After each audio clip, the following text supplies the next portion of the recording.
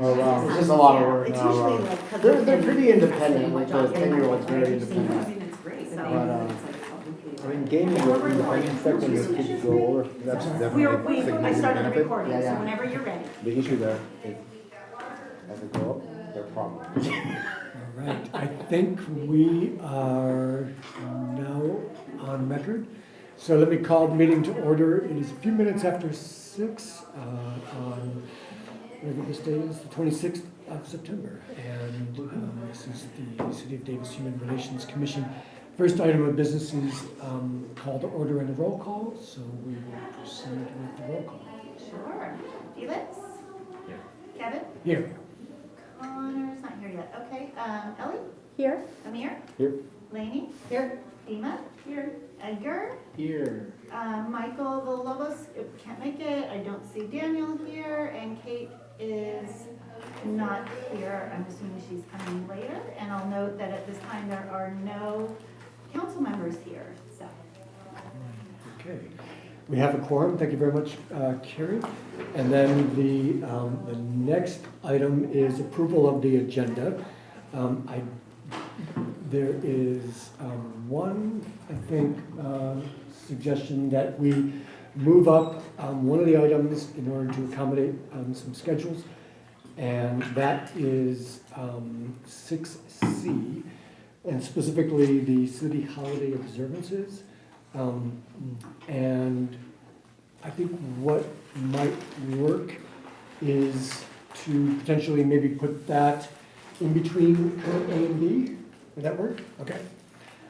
So if folks are amenable to that one change, we're now being joined by Kate Snow. Welcome, Kate. And we will proceed with the agenda as amended. Just one other note that I saw, at the top of the agenda, there is a note that references 8:30. I think that is more accurately 8 p.m. So just with that little proviso. And Connor is joining us also. Welcome, Connor. And I would like to motion that we approve the agenda with an understanding that the 8:30 p.m. time should actually be 8 p.m. and that we will do item C before item B. We will flip items B and C. Perfect. That is the motion. Is there a second? My second. Okay. That's all, Amir and Felix. Either of those is a perfectly appropriate second. And I thank you. We need then a vote on the motion. All those in favor say aye. Aye. Opposed? Seeing none, abstentions. Motion carries, and we are underway with item number 3. This is brief announcements from staff, commissioners, and liaisons. We are very pleased tonight to be joined by our new commissioner, Ellie Kaplan. And I want to make sure to give Ellie a few minutes to kind of do an introduction and kind of go over some of the things that we all did in our prior special meeting that Ellie couldn't attend. But before we get to Ellie, let's just see if there are other announcements from staff, commissioners, or liaisons. I have just a couple. I wanted to note that we have the annual Neighbors Night Out on October 13th that the city has participated in for a long time in partnership with UC Davis and ASUCD.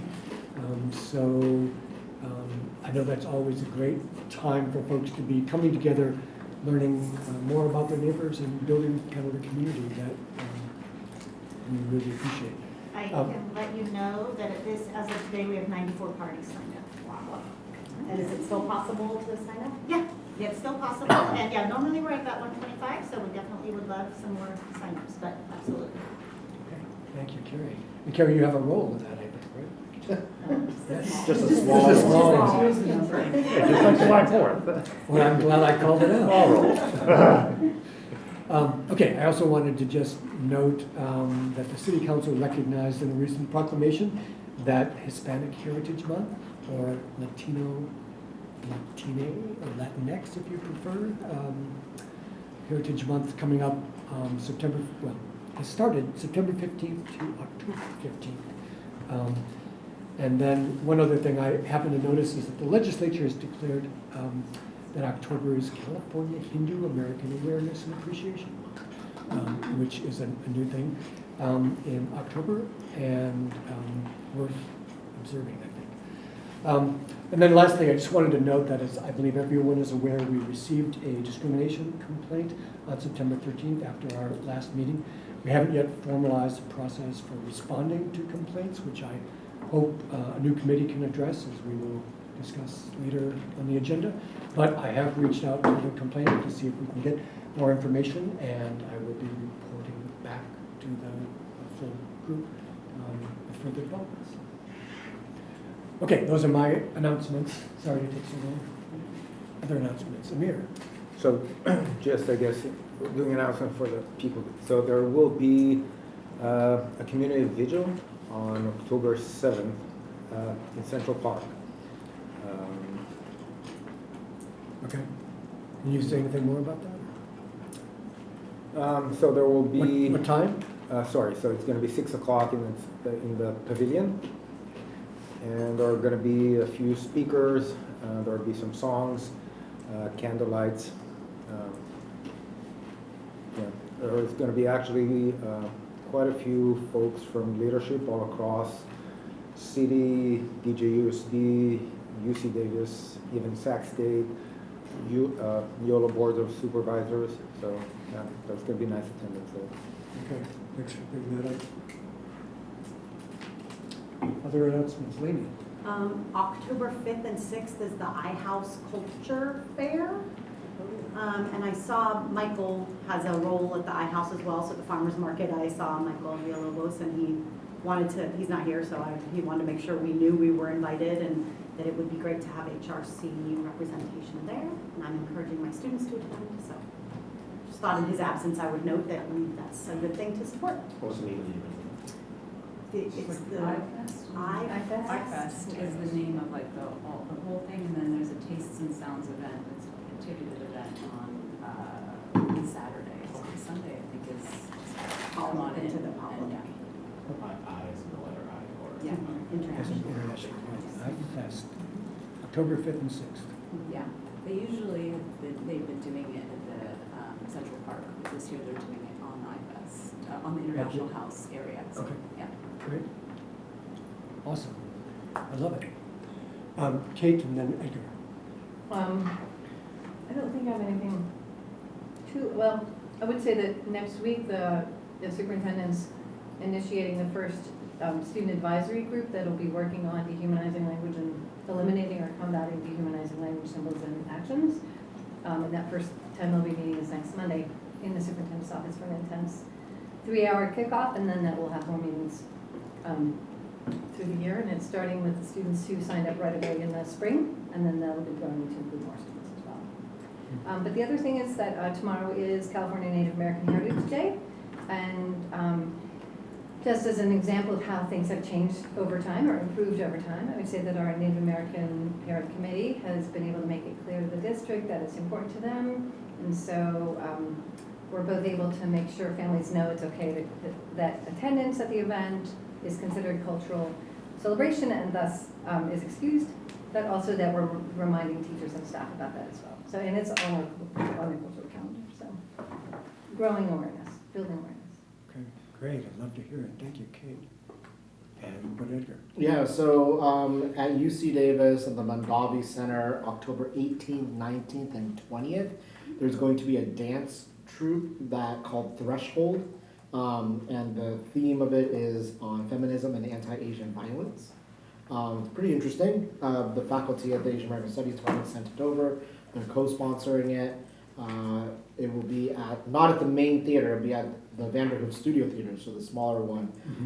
But I'm hoping to go. I think it's gonna be really interesting how they showcase the dance representation. So if people are interested, yeah. Same performance each of the 3 I believe nights? so.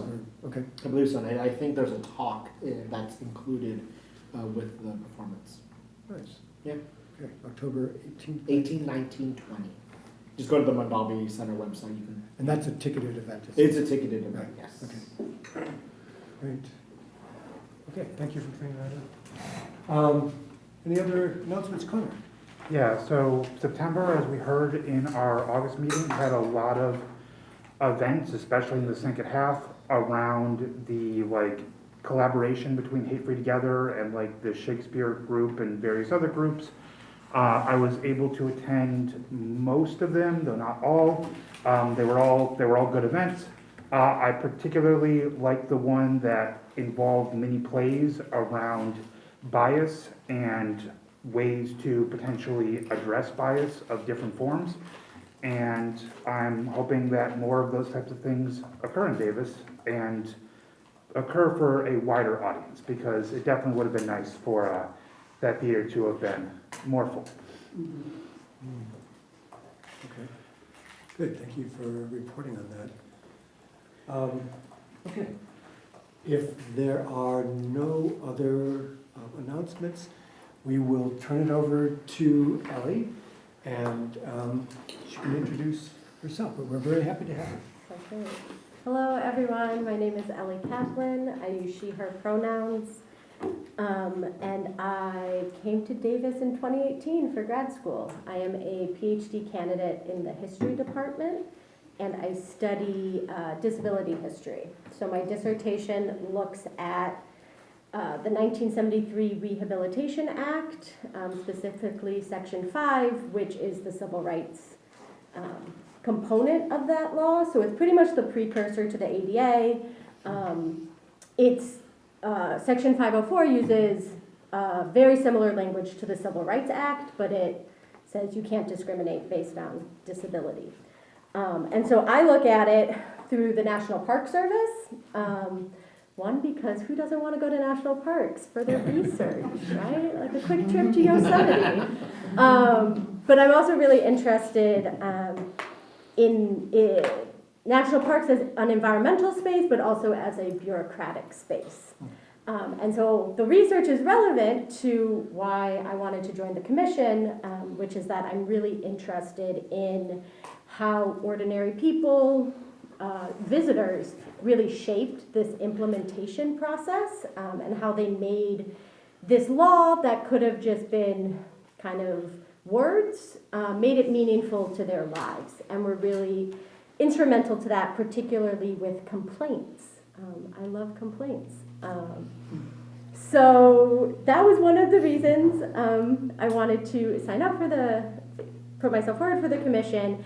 And then last year I also worked with the California History Social Science Project on this initiative, which is YCYCI, which is a mouthful. It's the Yolo County Youth Civics Initiative, which is about developing civics curriculum that's focused on local government. And so part of working on those lesson plans, and then especially working with teachers, kind of the first round of teachers in Yolo County to start to implement this, I was like, wow, I don't know so much of this stuff, how our local government works, even though I am well educated. I'm getting my doctorate, right? I feel like I pay attention, and I don't know how a lot of these processes work. And so I'm really excited to be here for myself, but then also hopefully be able to demystify some of these processes for my peers and for students in the future. I took the Brown Act training, and I was like, man, we could make a really cool lesson on this about why do we have it, and corruption, and what does this mean? And then lastly, I would say inspiration for being here is the encampment on UC Davis's campus. Last spring, I was really inspired by those undergraduates and what they were doing, and then being able to get involved a little bit through our, unfortunately, limited strike as graduate student workers, and as an American Jew, being able to learn and work in a really interfaith, interracial way was very inspiring. So yeah, very quickly, I would say my research, and also personal reasons, I'm very interested in accessibility, particularly around the ongoing COVID-19 pandemic. Indoor clean air as an equity issue, I'm really passionate about, as well as potential mask bans that we are seeing pop up across the country. We had some really alarming policy come through the UC system this fall around face coverings and protest. So I think there's a lot of really important intersecting issues that will ultimately affect all of us. So yeah, thinking about how can we expand access beyond the bare legal minimum and really think about access as part of welcoming and inviting people in, as opposed to kind of like accommodations or like special processes that are added on after the fact. So yeah, really excited to be here and to meet all of you, and just like to learn a lot through this process. Thanks. Well, thank you, Elliot. I'll just say for myself that having practiced in the area of disability rights, and I wrote about it in the 80s, when it was a new thing, to have it now understood as a subject of history is a little daunting. I'm a recent historian. But I really appreciate that, and really, I think you're going to add a great perspective, so thank you for that, Ellie. Any questions or anything we want to sort of discuss further on that? Okay, well, let's move along, and thank you, Ellie, for sharing that. We will move now then to public comment, and given this is a special meeting, this is the opportunity for members of the public to address the commission on matters listed on the agenda. There will be also public comment allowed when those items come up on the agenda, but if anyone would like to speak to any item on the agenda at this point, please come forward and you will have 3 minutes. Okay. I see no one coming forward. Carrie, do we have any written public comments? No written public comments? No, not for tonight's meeting, no. Okay. I just have a clarifying question. Is there going to be opportunity for public comment on items later when they come up as well? There is, Yes. yes. Okay, I just wasn't sure because special meetings sometimes do different things around that. Yeah, I think that's our custom and convention. We will do that. Okay, let's then move on to the consent calendar. There is one item which is approval of the minutes of the last meeting. They have been attached to the agenda. I just noticed a couple of things, again, little typos. I try so hard, every time. Just anti-Semitic on spell wrong page again? 2. Well, it's hyphenated with a capital S, and I think the convention is no hyphen with a small s. Okay. I think that's an autocorrect thing. And then I just noticed one other thing, and that was also a typo on page 3. Like in the middle of the page in the commissioner comments, one of the bullet points says appreciates agility that HFT has to roll things out, and it's just the typo there. So with those little picky nits, if you forgive me, I would ask for a motion to approve the minutes of the last agenda. Move the minutes of the last meeting. On the pickiness, do we get Sheila Allen's name spelled correctly? Oh, we have done it on. Members of the executive committee of Hate Free Together, I think it's A-L-L-E-N. Yes. Should I include should have known that, being that she was part of chair of HRC. I blame my computer for that one too. Okay, good catch, thanks. Okay, any other discussion or notes on the minutes of the prior meeting? If not, then I would entertain a motion to approve the minutes as revised. Anyone anyone would like to make that motion? Great, thank you. Yep. And we need a second. Second by Tima, thank you. All those in favor then of approving minutes, say aye. Aye. Aye. Against? Seeing none, abstentions, none, the motion carries. Okay, thank you very much. Now, we are into regular items. 6A, and this is a proposal that is coming to us, as I understand it, from the city council with respect to how items are placed on not only this commission's agenda, but on the agendas, I guess, of all city advisory commissions. There is an accompanying memo and flow chart that is attached to the agenda, and I hope you've had a chance to review it. I don't know, Carrie, is there a presentation on this? So Kelly and Zoe have been attending meetings. Unfortunately, neither one of them was available tonight. So It's like there's something else going on. I'm happy to walk through this a little bit with you. The memo, does really outline it as well as the flow chart. I'll note that, as Kevin mentioned, this is from the council subcommittee on commissions. They're now with the restructuring of the commissions, they're moving towards really wanting to get some feedback from the commission as to how items are placed on the agendas, how commissions would take on new projects, new areas of focus, etc. So that is what this memo dictates, along with the accompanying flow chart. What they're asking for tonight is simply feedback from you guys as to, does this make sense? Do you see loopholes? Do you have questions about it, etc. So what I'll be doing is just taking any comments from you or from the public if they've got them, and we'll be compiling them and sending back to the clerk's office for them to take in all of the information from all of the commissions. And, like I said, whether it be clarifying questions because something doesn't make sense on this, or something that you agree with, or something you disagree with, etc. So that's basically what the memo is asking for. With the flow chart that is in your packet, you'll see that there are sort of 3 different ways that, in this proposal here, that items would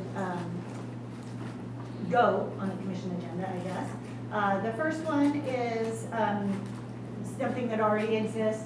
City council or a subcommittee will say to a commission, we want you to work on this. Fine. The second one is city staff tasks. In our case, that would be things that we already regularly have established. Like we know we've got to get the MLK celebration on our agenda, the WIN awards, that sort of thing. So those are things that I will typically just put on there knowing our timeline. And then the third is commission initiated requests. And this is trying to sort of clarify, because commissions are doing it differently, trying to streamline a process and make sure that there is some sort of consistency. And so that would be the commission, you as the commission would decide you want to talk about something different, you've approved, or something not different, something new, and you have determined at a meeting as a whole that you were interested in putting this item on the commission as a topic in the future to talk about. So then that would then move to a review by staff, our council liaisons to the commission, or the council subcommittee. And then that would determine, does it fall in the functions of the commission? Is there other work in the city being done somewhere else that we, maybe would need to collaborate on or need to know about? Is there the resources to do it? Is there, staff time, whatever, all of those types of things. And then come back to you guys with either, recommended for approval, and then it would go to city council as an informational item. Or there might be some reasons that it wasn't recommended at that point, and it could be, this, really could work, but maybe we need some modifications to fit more in line with the functions of the commission, or this other, commission is working on something and maybe we want to modify it so that we're not doing, conflicting work, etc. And then we could have another review, and then that recommendation could go back to city council for review and analysis. And then these things, of course, then are approved by city council, and if that all, if it all flows well, then it would come back and you guys would carry on with whatever item it is. That is my best understanding of how this flow chart is intended to work, and so I'm happy to take back any notes, questions, feedback, etc. I can attempt to answer questions, but I'm not certain I'll be able to. So Well, let me just say then for clarification, as I understand it, the A and B on the flow chart are the existing processes. The new proposed change is in the box labeled C. Correct. Okay, with that clarification, I see you later. Could I, just in the interest of efficiency, could I suggest a process? Sure. Like maybe we kind of get any clarifying questions out there first, so we can make sure we all understand what this is, and then say things we like about it and things we wonder about it, or something like that, so it's a little more organized, but not just all bouncing around all the time. Okay. like we sometimes do. Yeah, so suggestion then, just kind of start with clarifying questions. So just, I'm sorry, I think I had Dima and Oh, Oliver sorry. here. Sure. So I think my question's a clarifying question. So for C, is there a process around commission-initiated requests now that is different than this? Like, is it just that we request it and it is allowed and it doesn't go through this whole process? So just understanding what that is today would be helpful. And then also just wondering if if they had any ideas around sort of timeline, like how long could it take for a request to then be put on?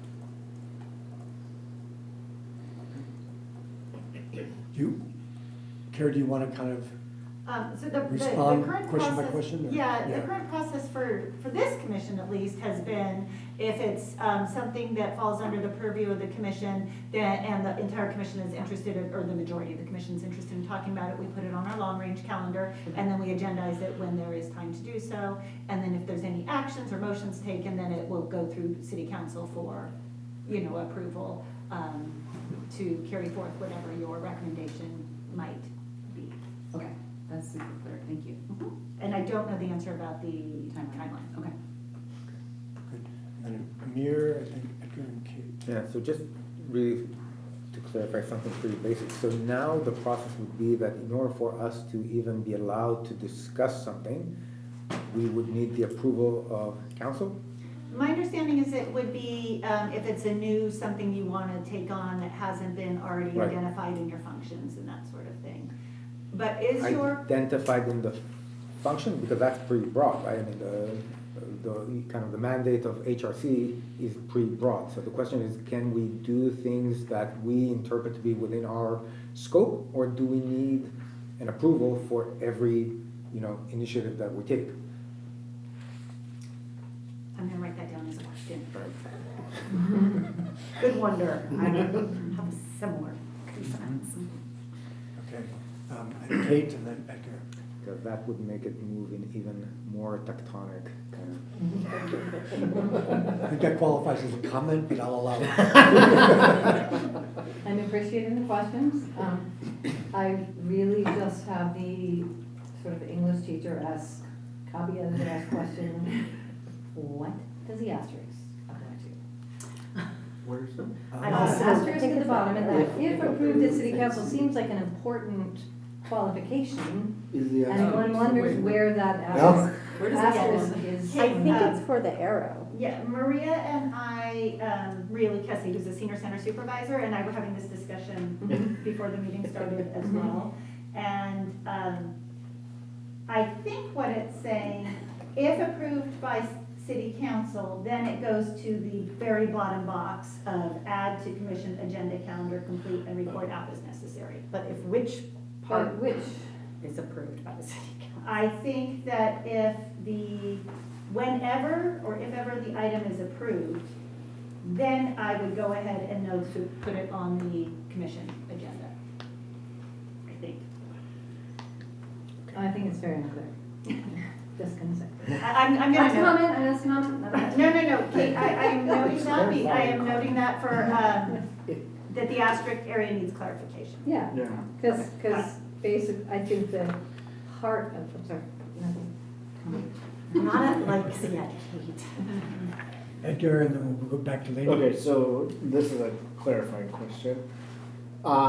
So then I guess if we hypothetically have a topic, we discuss it, we want to move it forward to the council, we bring it to you as our staff. It says review by staff. Who are the staff then approve or disapprove if it moves forward. Because then I think, is it just you, or is it like a group of people? Because I think as the gatekeepers, we should know then how that gatekeeping function works. Because yeah, that's a big role for the staff to have. And just to follow up on that, so it says review by staff or / council liaison. Right, so again, that's like, That would be like. I Is that see. an or, is that an and? No. There's a lot of people. I Which guess side, which side of the slash? maybe to put that in Liaison. terms of a clarifying question, I guess the question is, does the separatrix mean or? Yeah. Thank you. Or is it both? What did you say? Separate? Separatrix? That's that little. Backslash. Backslash, there you go. Sorry, Yeah. Oh, forward I- slash. I'm using an According to old-fashioned this- word. According to the memo, I think Hashtag. it is, I think it is Sorry. or. In the memo, it says. It says or. or. Oh, Okay. yeah, or. and comment, I don't know if it's mentioned in the memo, I guess, but review, like what are the criteria for, like, if we want to move something forward, what are the criteria that staff or council liaison has to, you know, reject that? Guidelines. Okay, so Yeah, another what are the clarifying- Another guidelines? clarifying question then, criteria. Are there Are guidelines? there? Okay. And now, Lainey. All right, my first question is, does this represent more work for staff, in your estimation? You can take the Fifth Amendment. Does this make you more work? This particular process? Yeah. No, I Is it wouldn't say, no, I would say it was similar, but thank you for asking. Okay. My second question is, what the heck is this do not recommend approval piece? Because if whoever these mysterious staff people or commissioner or council people are that look at the approval don't approve it, then it goes, maybe gets some modifications or gets, but then the recommendation goes to the city council for review with staff. So only if something eventually gets approved, then the not approved thing doesn't go to the city council, right? A thing that is not approved does not go to the city council. Or does the city council review something that was not approved to make sure it shouldn't have been approved or something? Something in that box is not like clicking right here for me. So I would say the confusion is with, the third in the non-approved box. Yeah, I would think there would need to be some loop where if it's going through modification or repeat, or being reviewed, then it would go over to recommend approval and then it would go send to city council. But nothing that is, I don't know, do not recommend approval, but then that goes to the city council. So It's almost as if that box should be rerouted back up. Yeah. Yeah, I think that's what it is. Start Yeah. again, Yeah. and then we start from scratch then, or take in the suggested modifications and suggestions from the staff, / council liaison or subcommittee, and then it kind of goes through the process again down the flow chart. Okay. Connor, did you have a question? Yeah, I do wonder if that's what the asterisk is supposed to be referring to, but I do think it would make more sense if the arrow just kind of went back up again. I also remember, so I watched part of the PAC meeting and part of the fiscal meeting on this, and I think something came up about if the council liaison or subcommittee doesn't approve it, it can also go to the full council at that point to approve or not approve it, so I didn't fully follow that either, but I vaguely remember something like that being discussed there. Oh, maybe that's in reference to then the third bullet point, I guess, in the do not recommend approval box. Then it would, it's not approved, but then it goes to city council with the reasoning why, and then the full council would decide. Could that be it? I'm sorry, I'm probably not helping. you. Yeah. I It can seems like see something like that, It's yeah. logical. But then it's like, if they reject it, would the arrow go back up again and allow it to still be reconsidered further? Right, good question. Okay. One more point on the asterisk box here. I think maybe that was intended to go within this last frame here at the end, was if approved by city council, then will be added to the commission agenda, right? Yeah, that's that's, So that's how I read it initially. that's how I'm looking at it as well. Yeah, but it is misleading that it's right, and it's next to that last Yeah. item. And On so that it's side. kind of confusing. And only on that side. This is, yeah. Yeah. Nitpicking again here. But, yeah. Okay. I have a recommendation. Are we on that part yet? Let me see if there are any more clarifying I questions. think I have one more clarifying question, which is, this implies to me that the city council is committed to being more actively engaged in the work of commissions. Like that, they might actually assign us tasks. And I feel like this whole thing can work if we are actively assigned tasks by them, so we have a work plan that is approved. But, so my clarifying question is, what if they don't assign us any tasks and we can't create our own tasks? What is it that we're doing at our meetings? And then, I haven't really seen a situation where city staff assigns tasks to us. And so that section, I'm just like a little interested in what sorts of things might fall under that purview. We have 2 events. Yeah, I think that was. Yeah, or like. So those are Halloween. I would say those are assigned fine. by Yeah. staff. Yeah, Okay. pre-existing events, I think is what Carrie was saying. Yeah, that's my understanding, is it's sort of our ongoing annual things that we do, so they're not me, it's not me assigning you tasks, but there are tasks within your function, so they know when to put them on the agenda essentially, and they have to go on at a certain time, so we. So it wouldn't be just like random city employees being like, hey, I got a thing for you. Yes, come work neighbors night out. Yeah, That's what I'm saying. yeah. I got a lot of tasks. I know assign you all sorts of tasks. They should come wash my car. No, I think that it's just our, our regular sort of items that we do. I think that was the intent. I have one other clarifying question. What is the time frame for wanting to get this approved? And how will this impact any decisions we make before it is approved? So if we decide today, because we're going to be talking about some subcommittees and things like that, is that sort of are we going to retroactively be having those looked at, or are we sort of moving forward with anything that's already, and it's just, decided question? Yeah. How does it apply? I feel like all the commissions are addressing it, right, in their own capacity. And so they all have their concerns or suggestions as well. So I'm curious how all that feedback is channeled back, and then Decide. how is it all decided upon? Because if there is a hierarchy of leadership and a hierarchy of decision making, then we are just making suggestions. Right? Can I make a suggestion now? Just kidding. I have two. Recommendation. Yeah, I'm ready. I have 2 clarifying questions. I think are clarifying questions. First clarifying question. Do you have any idea what problem this is trying to solve? My understanding is it's really, I think, again, to try and just make things consistent amongst all commissions, so commissions are doing it in the same way. But that's Is- my best guess. The memo says, one frequent question request from commissioners, staff liaisons, and council members is for clarification of how items are placed on commission meeting agenda. So I understood that there was a lot of discussion about, which I felt like, I don't know how we ever get the council just to look at anything, so. Right. Well, I mean, just for example, we have an agenda tonight that was the result of a conversation that Carrie and I had about what items sort of are coming up that should be discussed in the work plan.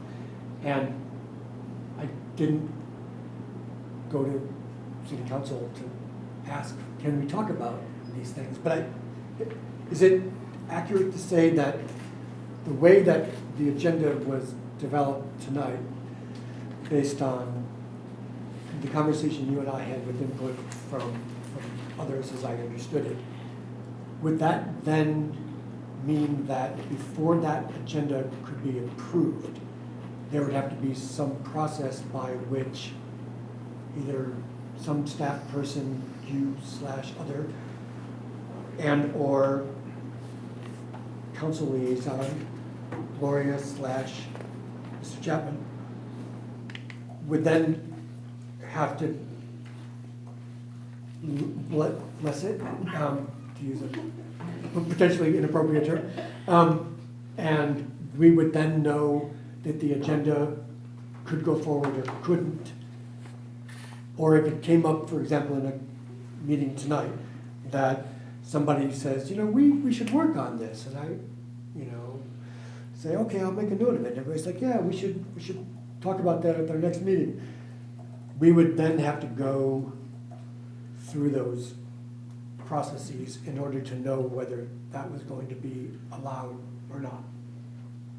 Am I understanding it correctly? I think that's a clarifying question, but maybe. I think it's a clarifying question that I'm not super comfortable asking, because I'm understanding what you're saying in terms of, I think my understanding would be, but again, and I wish Kelly was here, or is able to be here, is that, if it's sort of our regular stuff that we talk about, like tonight you're looking at your work plan and, those sorts of things, and things that you really are wanting to focus on, that would be something that would be,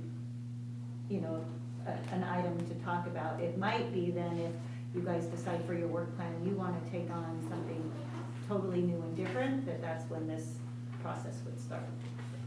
But please don't hold me to that. Okay, no, I understand. Thank you for the caveat, Edgar. Go ahead. And then, Ellie, okay. Yeah, so I wonder if I'm reading this slightly differently. I see this as if the staff / council liaison approves it, it gets sent to the city council for information, so they know based on this first paragraph of the memo saying staff wants to know what commissions are working on.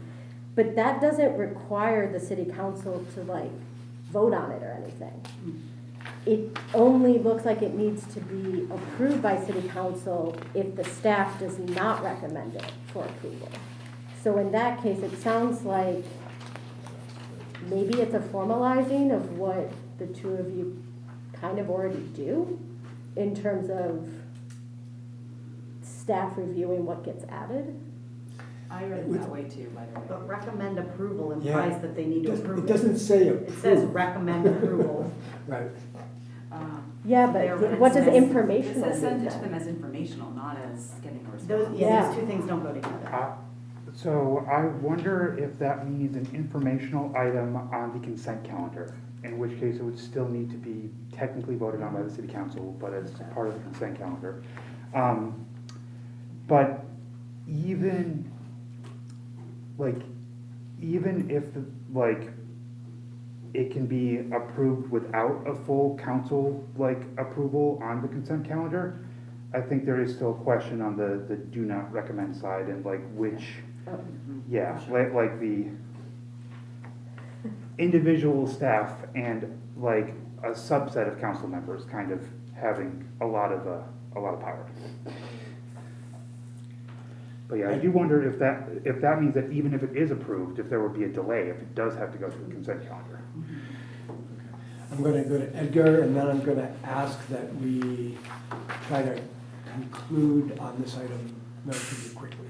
I'll make it really quick. So we have our work plan, we develop our work plan, city council approves our work plan, and that is our charge, right? So I guess my only thing is that can we then develop our work plan, which then gives us the flexibility to work on multiple topics? And then what then is the possible threshold where we do need to then cross over to get permission? Just so we know, because I feel like once we develop our work plan, we can just go for it. And anything that falls in it, we don't need approval for. We can just work on that, as long as the city council approves it, right? But we write it. Once we do that, then my second question would be, what is then the threshold of once something that is asked that we want to work on falls out of that purview of our work plan? What's that threshold? Do we need to ask permission, or we need to go for it? And I think that's gonna be a hard thing to define, but I say we make our work plan very vague then. the Talk- world. Talk to people. Solve problems. Solve problems. My question is like, if something that's in our purview, if that doesn't need to be approved, what does need to be approved? If we just basically make the work plan, everything that's in the purview of the HRC. Right. Yeah. I think we're gonna kind of transition to more comments, or beyond. I was gonna say, I think it would be respectful to say things we like about it, because people did work hard on this, and because we don't want them to change the things that we like about it, so I know we're gonna tend to launch into like all the things we don't like about it, but I would appreciate at least a few things that we think are good about it, so that they have that information and maybe don't change those things. I love a flow chart. I really like the visual of a flow chart so that we can understand what's happening. I like the intentionality to fix the I feel that there is an intention to really fix the communication rift that I have felt since I've been on here between commissions and the city council. I really think they are intentionally trying to do a lot of work on fixing that somehow. Can we start with the ranking? Anybody like anything else? I second the love for a good flow chart. Thank you for doing that. It makes it much more easier to understand the process, to see it laid out this way. Thank you. I would just say, I think it's a good start to clarify things. I think this is not the end of where we'll see how this process works, it's a beginning. So, if we notice in this next year, once it's implemented, that there are some major flaws, then it's our responsibility to make sure council knows that there are major flaws in this flow chart, beautiful flow chart. I like this middle step, like the review by staff step in C. Like that seems like it could be much more agile. I don't know if that existed before and I didn't realize it, or if that's just kind of what Carrie sort of quietly does with us all the time, maybe. Or if Gloria being here and saying, yeah, do that is like sort of tacitly that step. But that seems like it could be, like if a lot of things could go to there and not have to go to council, that could be a shortcut that could really benefit our expediency, if I'm understanding properly. It seems like that could happen not at a regular meeting, right? So that could maybe be a way that we could get things done a little bit faster.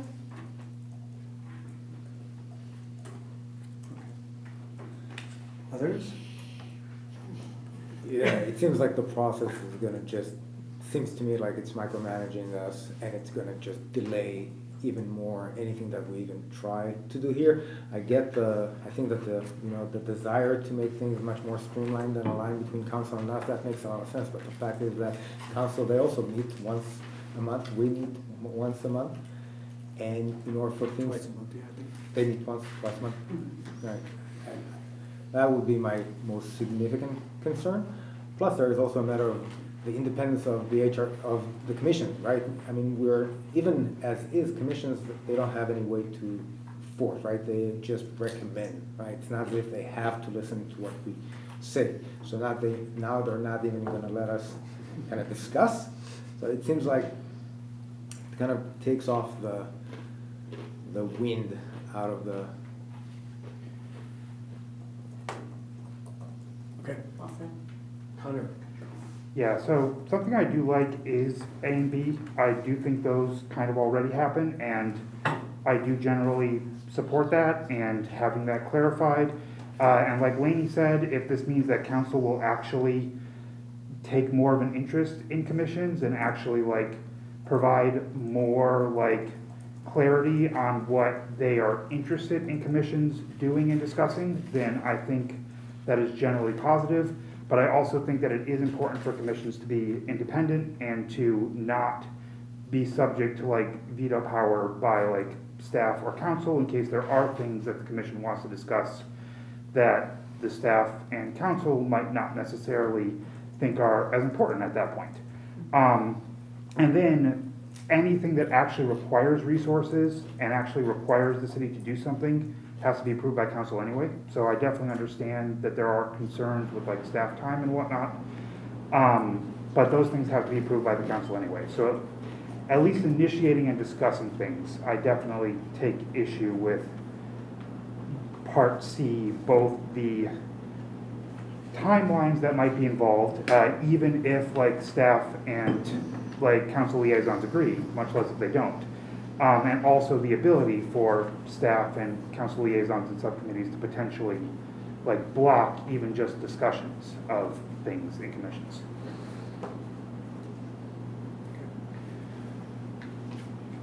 I guess I would just add that I was sincere in my question about trying to understand the problem that the proposal was attempting to solve. I think, as Amir kind of suggested, I'm trying to understand, like, if the council is, well, I'm putting it in terms of the HRC, I really don't understand, don't have any experience with other commissions. So this is the one I know. And if, I guess I feel like if the council was unhappy with any suggestion that we made, it should ignore us, right? And that's the appropriate response to something that, you know, we've suggested that they don't agree with. I guess what I would maybe suggest might be another way of approaching this is that in addition to the council, you know, sort of giving us direction about what, you know, things they specifically would like us to work on, I would like to hear if there are things they don't want us to work on. Like, tell us that, and we're very open to hearing. I think that, like, no, don't do that, and like I don't think we would want to ignore that. So, if the council is concerned that at least our commission is spending time talking about things that we shouldn't be talking about, that they think are inappropriate, or that, I don't know, is wasting our time and not getting the things that we should be getting to, then I would appreciate that direction. I think, I may be able to share an example. I don't know if this is one of the things that Kelly and I talked about, and I certainly don't think, when I share this example, I don't mean it had anything to do to trigger this conversation, but it is in relation to HRC. If you recall, I guess it's probably almost 2 years ago now, there was thought from the commission to do these monthly sort of engagement meetings, community meetings. And some of the topics fell well within the purview of HRC, and some of the other ones were less so. But that something like that would take financial resources, significant staff time, significant facility time, et cetera. So something like that would require kind of all these other triggers would be something that maybe would go through this type of process to see. Although, I mean, we were already bringing that to council anyway, but that would maybe be something that we would review by staff and then come back and say, okay, you know, budget-wise we're strapped, or time-wise we're strapped, or, you know, or maybe we come back and we don't do it every month, but we want to recommend that we do something, you know, 3 times a year or something like that. So that might be more of a concrete example as to sort of, that helped me to wrap my head around this a little bit more. I don't know if that's. Yeah, my recollection of that was that Councilmember Partita was pretty clear that she didn't think that we were going to get very far in that and we were going to drop it. And which was like the appropriate kind of dialogue to have. Right. So anyway, that I just use that as an example because that was sort of, you know, like a staff review, and then maybe it's modified and then goes to council, you know, something like that. So. But I still question whether it needs to be stopped even before the discussion happens. Like, we could discuss it and then send it to council and they could reject it at that point. But this seems to be, we wouldn't even be able to discuss it in a meeting without like prior approval. Connor, I had that exact same question the other day, so I'm. Okay, we've had a good discussion here. I want to open it up to public comment and invite anyone who is in attendance to come forward. We have a lectern here with the microphone. The microphone does not work. Oh, We have the the lectern. the microphone doesn't work, okay. You want me to stand at the lectern, or can I sit in my chair? Oh, you feel free to sit in your chair, yes, of course. Okay, and Elaine, Maria has provided this timer, so I'm going to go ahead and start this for you. My name is Elaine Roberts Musser. I'm an attorney and former utilities commissioner. As Dan Carson and I have pointed out, there is a move afoot by the City's Council Subcommittee on Commissions of Mayor Chapman and Councilmember Weidler to micromanage and indefinitely block any commission-related proposal for any reason. Commissions would be subject to review and veto by 1 or 2 city council members. This brings up all sorts of scenarios ripe for misconduct, as described in the letter Dan and I sent you. It straitjackets commissions into being no more than rubber stamps. Even though the commission handbook clearly states commissions should act independently of the city council. Further, it foments secret meetings behind closed doors, which is a clear violation of the Brown Act. A single city council member becomes a minder and shot caller of what a commission can and can't do. A council member who may be answerable only to special interest groups who donated to their campaign coffers and got them elected. This is not looking out for the best interests of the public, nor is it good governance. This is corruption at its worst. There was a robust discussion about this new plan at the recently formed Fiscal Commission, in which 4 critical points were made. 1, commissioners are experts in their field and may have different perspectives that the city council needs to hear, whether the city council wants to or not. 2, if commissions want to take up innovative ideas, they ought to be able to. 3, commissions are supposed to be looking out for the public interest, not necessarily the interest of the city council. And 4, it is not clear what problem this plan is trying to solve. Since then, there has been an attempt to tweak this plan to get around the Brown Act problem. The following sentence was added to the staff report, and I quote, "The commission would then decide whether to modify the proposal or whether to send the proposal to the full council for consideration," end quote. This is a Band-Aid approach which does nothing to squelch secret meetings behind closed doors, which still violates the Brown Act. When asked their opinion about this new commission proposal, the Police Accountability Commission passed a motion to continue their practice of letting their chair and vice chair set the agenda. The Transportation Commission passed a motion for the council liaison to be completely removed from the decision-making process. The Senior Citizens Commission let their staff liaison know that its commission should be permitted to set its own agenda and that their commission is supposed to be advocating for seniors. The Recreation and Parks Commission and Climate and Environmental Justice Commission expressed similar concerns. This proposed plan should be scrapped as soon as possible. It's illegal and it's unworkable. Thank you. Thank you for your comment. Anyone else for public comment on this item? Yes, Alan Hirsch. I've been attending commission meetings for a long time, mostly with the tree commission for a long time. And I have noticed back in the day, 15 years ago, commissions could basically vote against JR resolutions and the council approved it. We would actually have dissent within the city, and so commissions were really acting, could actually take political actions and whatnot. We have stopped that, reduced the number of commission meetings on that particular place.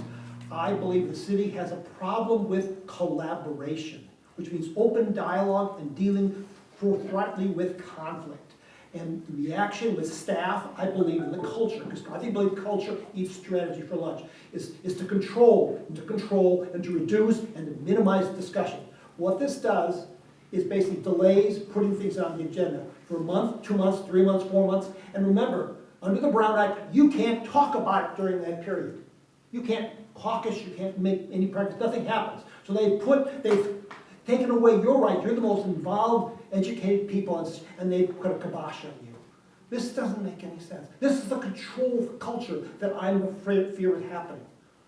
It's just not helpful. This is not what we need in our community. We have big problems. We have big conflicts. We need to confront those and acknowledge those and talk about those forthrightly in a civilized manner. I am hopeful that your commission is the one that's set up a more civil culture. We put some guidelines and guardrails on this so we can have productive conflict. With no conflict, we have a problem. Too much conflict, we have problems also. We need to be in that sweet spot, and the guardrails are really important. And you're the commission, I'm hoping will take that step to build how do we talk about things civilly, not name calling whatever, which we have problems. And we are very vulnerable. We saw what happened in Springfield, Ohio. We saw what's happened in Aurora. We have the national thing will use us, and we have been used in the past. We saw what's happened with Imam, that was it came in, and it was imposed on us.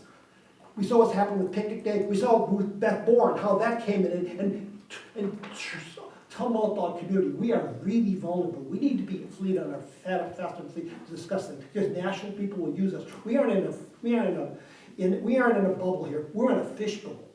We are very vulnerable. We need to have some rules. We need to figure out how to talk together and deal with conflict openly. And this doesn't move us in the right direction. You guys need to be empowered more. We need more citizens empowered. Thank you. I'm really sad this has to happen, but that's not the right thing to happen.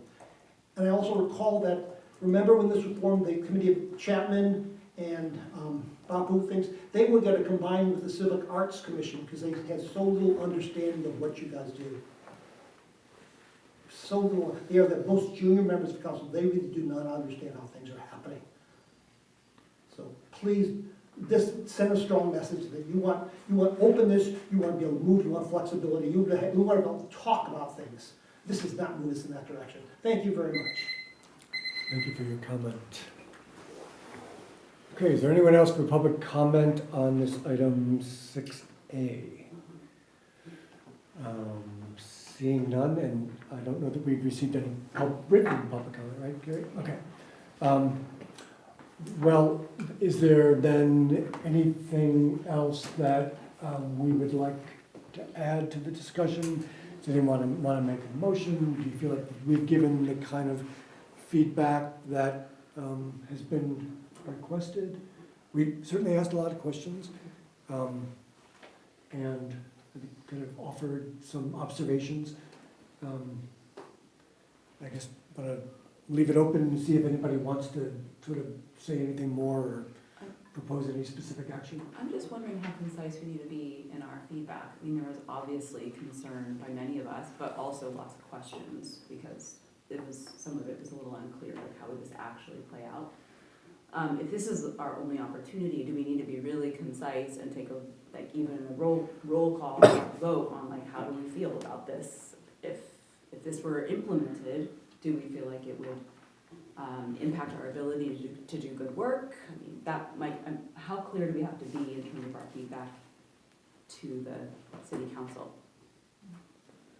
Yeah, I think for my part, that kind of depends on a lot of the answers to a lot of questions that have been raised tonight. I think there's reason to be concerned if that were the case, but maybe it's less complicated than I think it is. Because from my perspective, if this is going to come back again, Yeah. I think that whatever we did today is probably enough.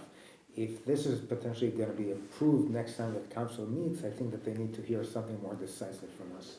Yes, that's exactly what I'm thinking. If this is our one chance, then we need to say maybe more. But if it's not that the case, and what's going to happen is we will get answers to our questions, and we'll have more opportunity to provide feedback once we have that clarification, then I feel like we've done the right amount of conversation.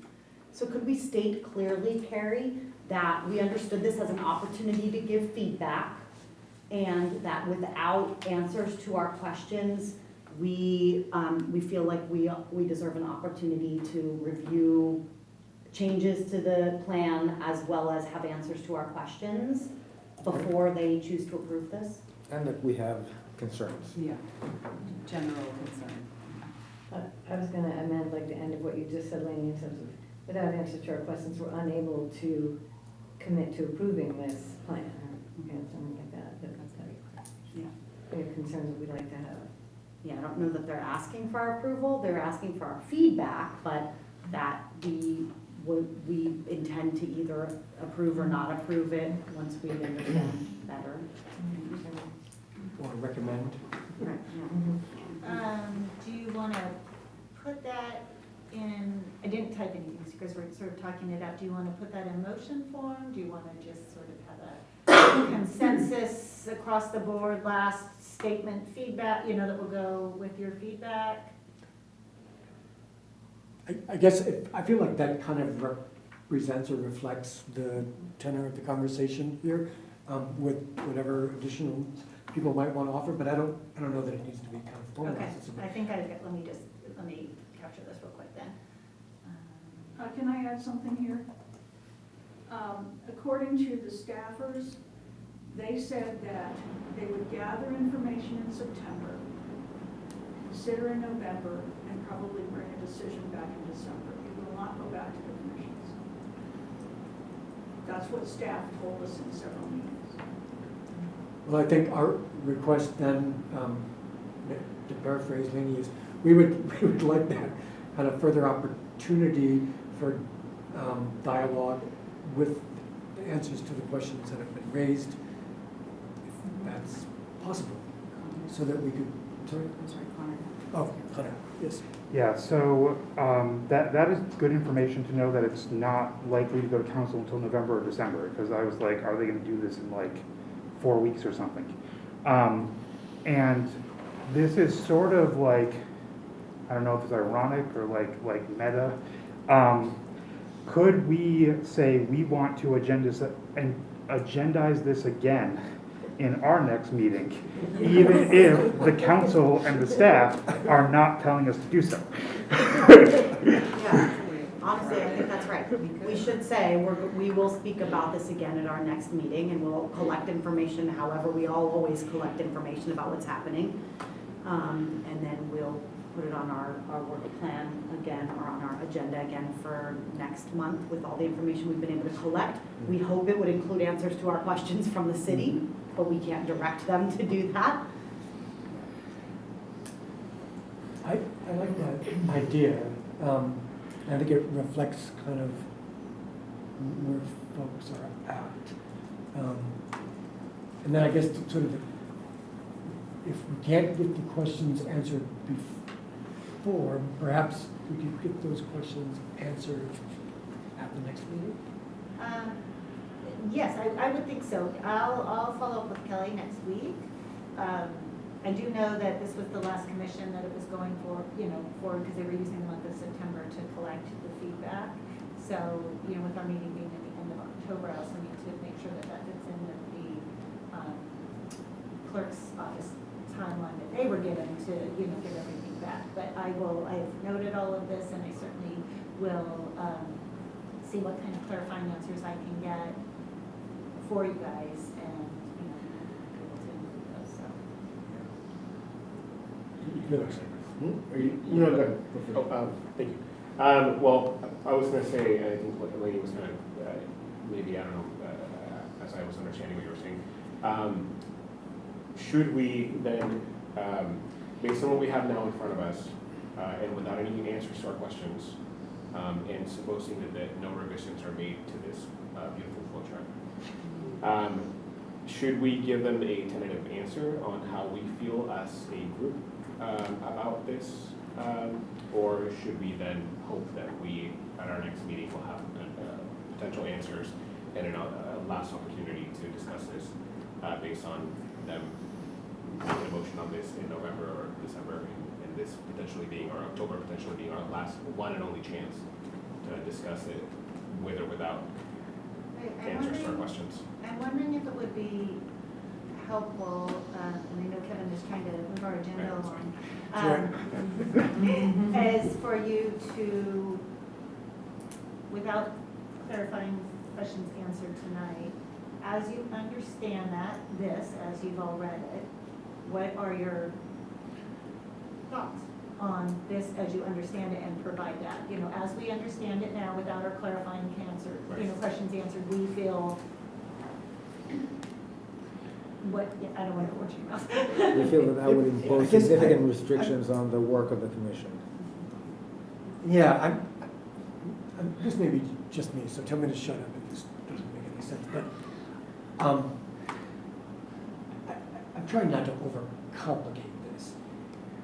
If there is not an opportunity to have a discussion about this at the next meeting, then I feel like we've got our answer, which is that they're there when we care about having a dialogue. And, they're the city council, and they can do as they wish, and that's perfectly appropriate. I find myself in great sympathy with a lot of the concerns that have been raised here and by our public commenters, that you kind of have to wonder why. Nevertheless, it's their prerogative to decide how they want to work with commissions, and whether commissions even exist and what they do. But if they're not interested in having that dialogue about the questions we have, then I feel like we know, we know the answer. Right, there's our answer. We know where we stand. Yeah, Edgar had- Oh, so, Felix kind of asked what I was going to ask, but I had another comment, which was, oh shit, I lost it. Sorry. You want to go first, and then I'll get my Okay, yeah, thoughts no, back? maybe that's fine. I was just thinking, I agree with what you were saying, Kevin, that this would appear as if they're not necessarily looking for our feedback, the decisions that will be made, but I do think then, if that's the case, we should still then give a general reaction, which could be as, you know, as general as this commission maybe unanimously does not feel comfortable with what we saw and felt that it would be too much oversight and meddling in our ability to work efficiently. But we also had questions that we'd like clarified so we can better understand what was presented to us. Makes sense? Okay, I'll go over it, I remember now. So, as far as like commissioners, like I'm probably the oldest sitting commissioner here, as far as people who've been at the table. Kate's probably been here longer than I have. Ever since I've been here, and of course Carrie, ever since I've been here, I've been told that we are here to service the council. What is the charge of commissions? Are they to be independent? If they are, I want to see that. If it says we are supposed to be independent, then that changes the discussion. But ever since I've been here, I've been told time and time again, we are here to service the council. And so that's a narrative that I think really has to be clarified.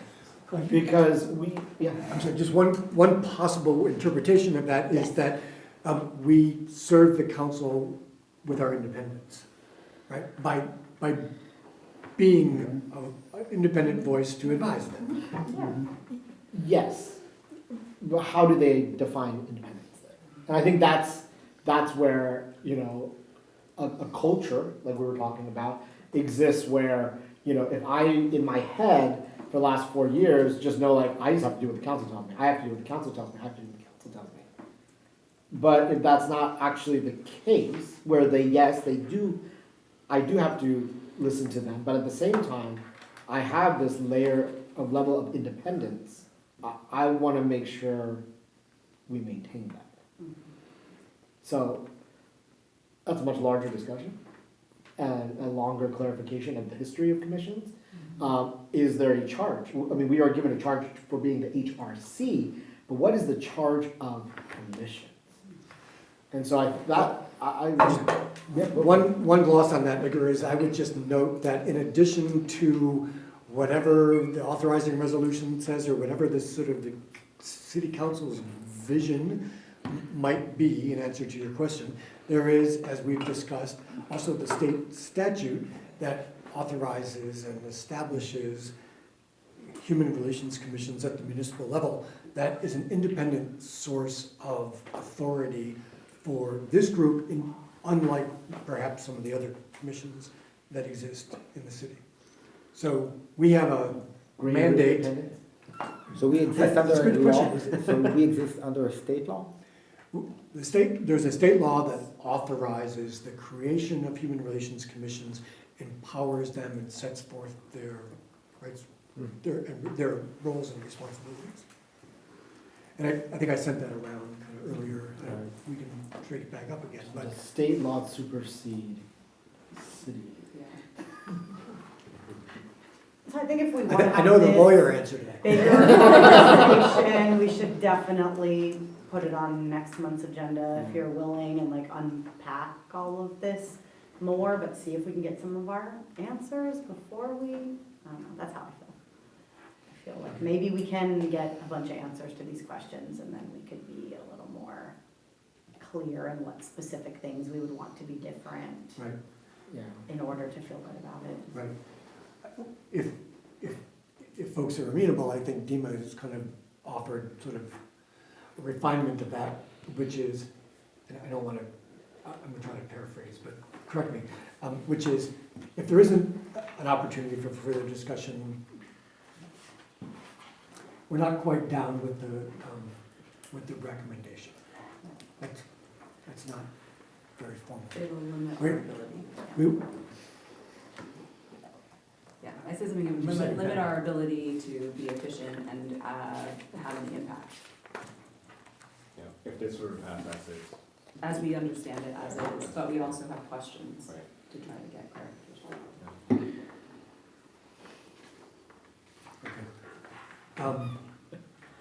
This has been a very thorough discussion, really a thoughtful discussion. No, I appreciate it. I'm personally a little resentful that it is something that we have to spend our time Yeah. talking about when I feel like there's other items that need our attention in the city right now, including, development of our work plan and committee structure. And yet, we've been asked to comment on this, and I really appreciate the conversation. If there's no other discussion, then I think we can move forward.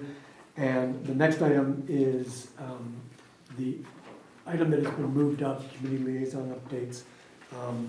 And I think in light of the time, because we've got a 7:30 deadline for some folks, we will start with city holiday observances. And I will ask Lee and the other committee members to update us. Okay, if I go first and then you Oh, guys yeah, jump yeah, in, do. I'll hold up the notes. Okay, so Amir is part of the subcommittee as well, but wasn't available when we met. And I think we're hoping to have chances to meet again once we get a little bit more information and get to do a little bit more thinking and get input from Amir. But here are the notes as to what we discussed so far. So our concern is that the tree lighting evening is not necessarily welcoming to everybody in Davis. Certainly many people attend it. It is beloved to many people. Because of that and out of respect for Carrie and everything she does for us in this city, we did not want to rethink everything structurally. We did want, and with the time limit and with the fact that there are many beautiful things about it, we just wanted to find ways for this year to make it a little more expansive. And so our suggestions for that, I will read off, and it's a possibility that we might just want to have a standing subcommittee so that we could get more information from the community in several different ways that we thought about, and then, continue for next year to offer more suggestions in collaboration with Carrie. So we said we would like to move toward a broader winter theme and away from Christmas in general to the degree that we can, and that they haven't already done that. So no big changes, but some additions could make a big difference to who feels welcome. Number one, could we invite more groups to participate in the activities portion of the evening, like the parking lot area? So could we have like some kind of a solstice discussion about it's the longest night of the year, like science, that could be like science-y, right? Or that could be like a little New Year's moment, because for ancestral people, that was the New Year. The longest night of the year was the beginning of the sun coming back or whatever. Could we ask the iHouse to advertise and ask other ethnic groups, like the people that present at iFest? Would any of those groups want to offer something, again, not religious, but like winter themed something in that venue? Could we change the letter writing to Santa to something like snowflake cutting, or add more interactive kids crafts that are winter themed so the families that don't do Santa, those kids have other things that they could do? Performances, so we wanted to begin a conversation about adding fire spinners to the performances. They usually perform on Thursday nights in that venue, and they need to right now move because it gets so crowded and it's not part of the celebration. But isn't fire like a universal theme for everybody in the winter time? And wouldn't it be nice to include them, and they might bring a new audience, and we would give them a new audience, and that seems like it could be lovely for everyone. And could we encourage all the performers that already perform to diversify their song list, decentralize Christmas and center winter, Let It Snow, Deck the Halls, those kinds of things, instead of more traditional Christmas songs that they might sometimes be choosing to sing right now. There are 2 sets of decorations that happen. There are downtown banners that happen that is unrelated to this, the way I understand it, and those are like green and red. And so that they have a very Christmas feel to them. And so we were wondering, like, would that be a huge expense to turn those to something that could be gold and silver, or something that are universal kind of colors that everybody could be excited about? There are also decorations that happen just for the tree lighting part, and those I think are blue and silver, so more winter themed colors already. But we just want to pay attention to those color schemes and recognize that people identify different colors with different traditions. Could we have, okay, so the last piece is, we haven't had chance, and we won't really have extensive time to collect like all of the opinions of the people in Davis about what they would like a winter holiday to have. But what we could do is have an HRC booth there, make QR codes to a certain little survey with just a few questions. What do you love about this? What would you like to see included? How could your ancestry, your culture, your ethnicity, things about your identity be more represented in this winter holiday? And then we could take a look at that survey information and then have a long-range plan to look for next year. So I think we wanted to find out from you, Carrie, what the process is. Like, does the council need to approve these things? Do you know answers to these already? So I will pick it. Did Kate or Connor want to add any? I just read over the doc. And I had my notes printed and I tucked them away, so terrific. And before we go to Carrie, let me just ask, since Amir, you weren't able to participate in that committee meeting, but I know you have thoughts on this. Is there anything else that you would want to add? Maybe if we're gonna meet, so they're not very well, I'm just listening now and I have some thoughts, but maybe it would be better if we are gonna meet again. Because to me, it's a little, to me, it's kind of beating around the bush a little bit, in a sense that we're trying to make Christmas into winter holiday, and it's fine, it's Christmas. The question is, how do we, to me, it's not making Christmas into winter, but also trying to, celebrate other things. How do we exactly do it? Because I guess, there are tons of, minorities, and some have their major holidays in the winter, some have their major holidays, in other parts of the year. So how do you actually do it? I'm not sure, but yeah, so. Okay, more thinking to come? Yeah, so I'm happy to meet again, assuming the rest of the subcommittee is, and then we can try out more of your ideas and see how we can evolve. Kate or Connor, did you want to add anything before I No, I think that. capture it? Okay, well, thank you guys for your very thoughtful ways to incorporate things, sort of this year, and then thinking of moving forward, in future years when we've got a little bit more time on our hands. So I really appreciate that. I think I'll probably start just from the bottom of the list. Having an HRC booth to collect information is, very, very doable. What I did tell Amy is I am otherwise engaged that night, so I would need you guys to, really be able to take that on and set it up. But that certainly is a great way, I think, to start collecting the information. We wouldn't obviously be able to get information from the people who don't attend because they don't want to attend, but I think that's a starting spot for sure. And maybe there's a way, I don't know, we'd have to explore this a little bit, but if you've come up with your questions, maybe there's a way we, put it on our website or, or something like that, so then maybe we can capture some of those people that aren't in attendance for whatever reason that might be. So we could definitely do that. I think that's just easy and doable. As Lainey mentioned, yes, the downtown banners are not something under my purview at all. Jenny actually oversees those, and so that probably, you know, there is cost involved in that. I think there probably is also interest in that for a variety of reasons, but we'd have to work with her a little bit, and I don't know how, you know, quickly, because you have to design them and have them fabricated and everything. So I don't know how quickly that could happen, but I do think that there's interest around that. So more to come there, you know, have to explore available funding and all of that sort of thing. So, but I did chat with her a little bit today, so. Can I ask a question? Oh, sure. Sorry, and maybe that could be passed it along. How often are those banners updated and or refurbished, maybe? And if so, when would be the next time that we could potentially make a change to that, if it can't be done Yeah. this time around? Felix, I'm sorry, yeah, so that really is, I've done a lot of different things for the city, and that is one of the things I've had no hand in at all. I do think that they were last redone, maybe, I'd say like 2019, I could be off on that. So, but I do think in conversation with Jenny and also with Rachel, our arts and culture manager, we had a conversation about what that could look like. I don't know with the turnaround time right now if it could, and you know, we have to get the funding requests. I mean, those are things we have to get approved and stuff. But I do think that you are heard, and I think there is interest there. So, okay. To the performances, I like the idea of the fire spinners. We have to work closely with our fire marshal on those. You know, I did chat with him a little bit. I mean, there are parameters. There has to be certain areas of space that are needed around them. There has to be water access. They have to have a, you know, a fire safety plan and stuff. So, as the event stands right now, if we were to have it in the exact same footprint that we are having right now, we wouldn't be able to have the fire spinners in that area because it is just too congested and it would not be safe.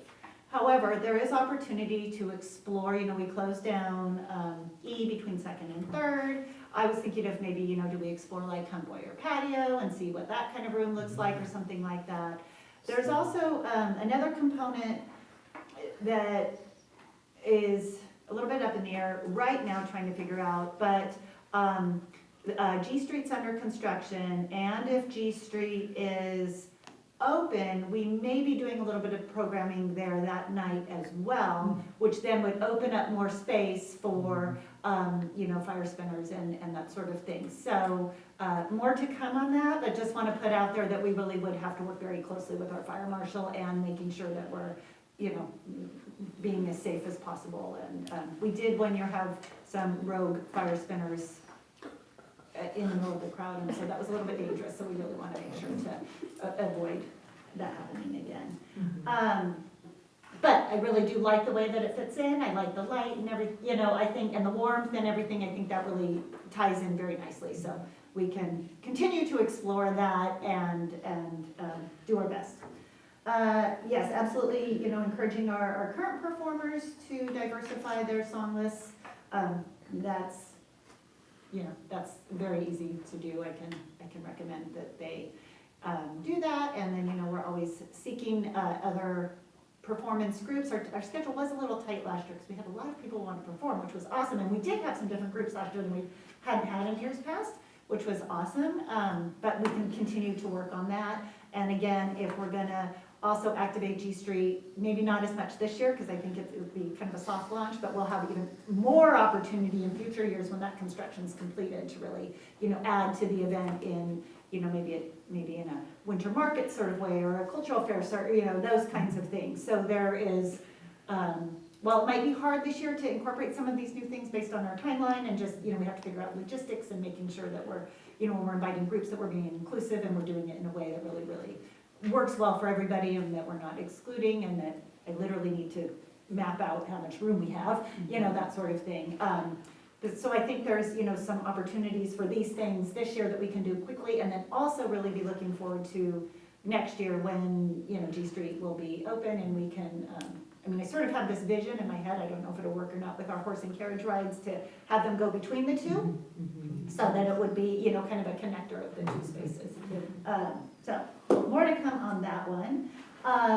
Yes, certainly, winter solstice, Lainey and I also talked about that a little bit.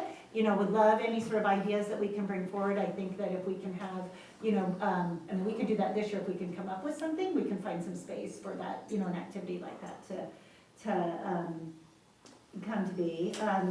iHouse can certainly advertise, and then also I think that they might be a really good resource for us moving forward as, you know, as we're kind of determining if we're gonna expand and, you know, in the future to work with their outreach list and, you know, really working with Shelley, and sounds like Michael's involved with them too, to figure out what kind of resources they have to help us with, so definitely doable.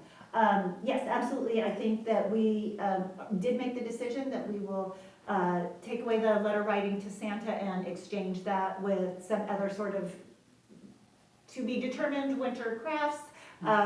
You know, we are faced with it being dark and all those kinds of things, but I am certain that we can figure out some other things to do. So we'll move forward with that. So I think that of this list you guys came up with is really, much of it is really, really doable this year. And then some of the other sort of bigger ideas of, you know, expanding out groups and those kinds of things will be very possible moving forward where we've got some more space to activate.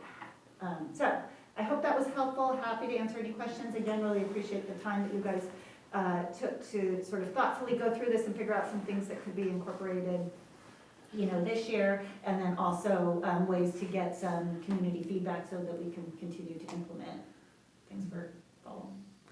I want to make one comment, that I think Edgar had a question, but as somebody who does not do event planning, you guys are awesome.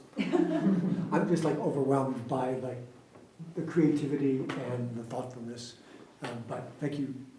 I was just gonna, you know, thanks to the subcommittee, those way more suggestions than I would have imagined, so great job. And then, you know, to me, this is an evolution, not an overnight, you know, change. And so, you know, let's just see what we can do each year. Don't kill yourself to try to get everything in. You know, let's be strategic, let's set some long-term goals. You know, like what can we do in year 1, year 2, because I don't want you to feel like I have to try to do everything that's possible, you know, like pace ourselves. But you know, at least the community knows we're addressing this, we're making these changes. That's 50% of what this is all about, is just letting the community know. You know, because the same people are gonna come out, it's who are the new people that come out, right? And I think that's what we're hoping for. Yeah. Connor, it looked like maybe you were going to say something. Yeah, so just quickly on the banners. So I definitely agree that like trying to redo those this year probably wouldn't work with timelines, but could you confirm that they're not planning to like revamp them this year? Just so that we don't have a situation where they like create new ones like now and then with like. They are not, Connor. I had a conversation about that today.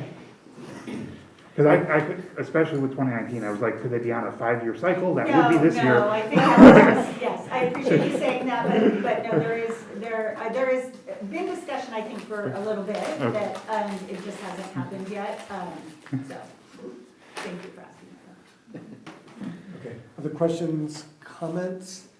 I know we're gonna lose Lainey, but I really want to echo Edgar's thanks to the committee for really like good thinking, and Carrie for all of your creativity and your stretching, I guess I'll call it, and both now and what other potential stages to come.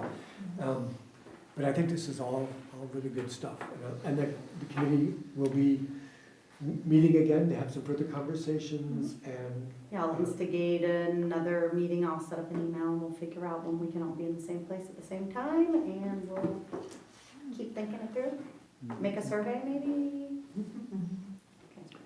All right, really And sorry I to think- abandon, but. Just and incorporate, I think Andrew's perspective is important to have, right, that there is this sort of, sometimes you could see it as only two things, right, that either we abolish Christmas and make it a non at all culturally connected, or we go the other way, which is what I hear you're saying, Mira, and say, you know, these are all the different ways people celebrate, so we don't abolish Christmas, so I think that's what I'm hearing you're saying, but I want to make sure that in our next subcommittee meeting, we're really having that conversation together, seeing what light that sheds on some of the activity suggestions. It doesn't sound to me like it completely obviates what we've suggested, but I just want to make sure we incorporate your perspective on that. Yeah. And I just want to say how grateful I am, having been on the commission for a while, and how we finally gotten this to a subcommittee state, and I just appreciate all the people that are taking charge. So, And Deep Kate, for appreciation your for everybody. leadership in making sure that we don't forget about this. And institutional knowledge. Very valuable. All right, sorry to abandon everyone. I'll go represent us all at the District 2 debate. Bye, Lainey. Thank you. Okay, before we conclude then on this item, let me just ask for public comment, if any. Do you want to see if Edgar has? Yeah. Oh, I'm sorry, we're gonna do that Huh? Was there- first. Do you have any updates Oh, on okay. your- I have a very long update. Just kidding. The campus council doesn't meet till another 2 weeks, so I will not have an update till then. The first meeting of the year. Okay, thank you. Apologies for That's okay. jumping the gun. I'm just looking at the clock, noticing we have 20 minutes left to get through what was supposed to be an hour-long discussion. I'm good. Okay, public comment then, please, on this item, committee/liaison updates. Seeing none, and I understand no written comment, we will move then to the next agenda item, which is discussion of the commission work plan and creation of subcommittees. So there is on the agenda 3 identified potential committees that the commission might create, and a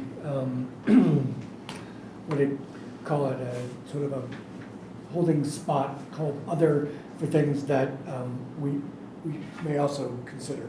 And the purpose of this agenda item is really for us to start moving on some of the things that we need to move forward on, such as the MLK celebration event. Other things that we have said in the past that we wanted to pursue, the land acknowledgement being one of them, the civil rights ordinance, but also for us in our new configuration with 4 new members to consider what else we want on our work plan. And we've also attached a document that is a draft of the work plan that was not finalized, but last discussed in December of last year, that never quite came to completion, in part because we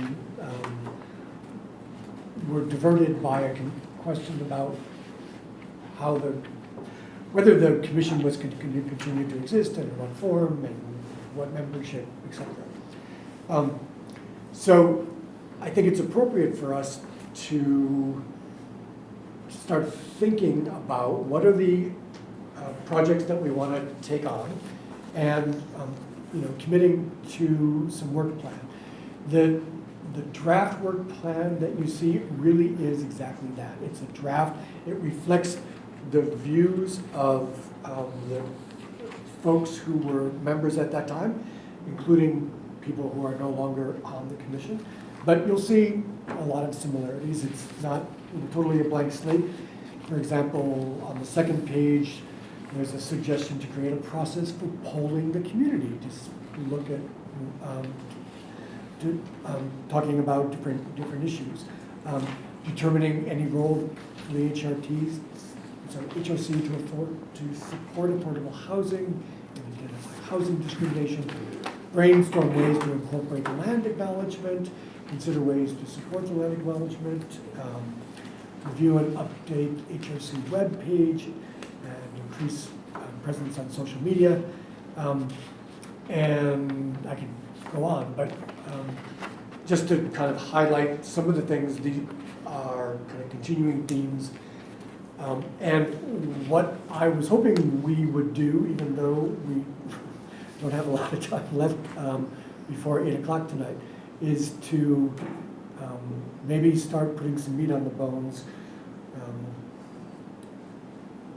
and identify which committees folks have an interest in creating and in serving on. So by way of process, one thing I wanted to suggest is that we might take some time to think about what that blank spot called other is and fill that out a little bit.